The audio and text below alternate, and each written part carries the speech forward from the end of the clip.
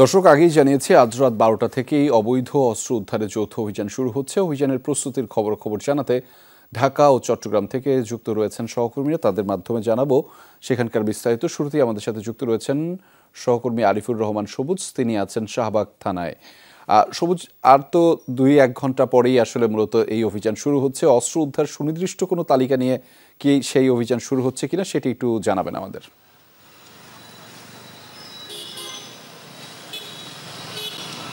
রেজা, মূলত এর মধ্যেই ডিএমপির যে থানাগুলো রয়েছে সেই থানা কেন্দ্রিক একটি করে সমন্বয় টিম গঠন করে দেওয়া হয়েছে। এই সমন্বয় টিম করে দেওয়ার পর মূলত থানা থেকে এই যে যৌথ অভিযান, বিভিন্ন বাহিনীর যে সদস্যরা রয়েছে বিভিন্ন বাহিনীর সদস্যদের নিয়ে এই থানা থেকে এই অভিযানটিতে মূলত বের হবেন এবং এটি মূলত প্রত্যেকটি থানায় এই সমন্বয়ের যে কাজটি সেই সমন্বয়ের কাজটি করবে।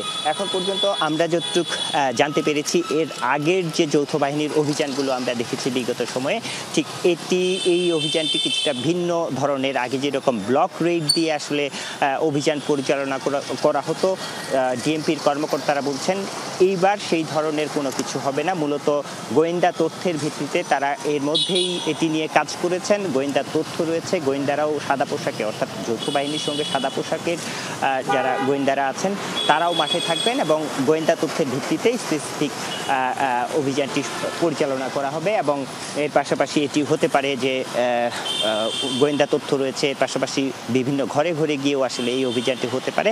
তবে এখন পর্যন্ত তারা যেটি বলছে যে যারা অবৈধ অস্ত্র আসলে হোল্ড করছেন, যারা অস্ত্র জমা দেননি বা এই 5 অগাস্টের দিন যেই অস্ত্রগুলো লুটপাট করা হয়েছে সেগুলো উদ্ধারের মূলত এই অভিযানটি। কিন্তু এর পাশাপাশি যারা অবৈধ অস্ত্র রাখছেন তারাই আসলে এখানে একটু শঙ্কার মধ্যে রয়েছেন। ধন্যবাদ সবুজ আমাদের সাথে যুক্ত হওয়ার জন্য।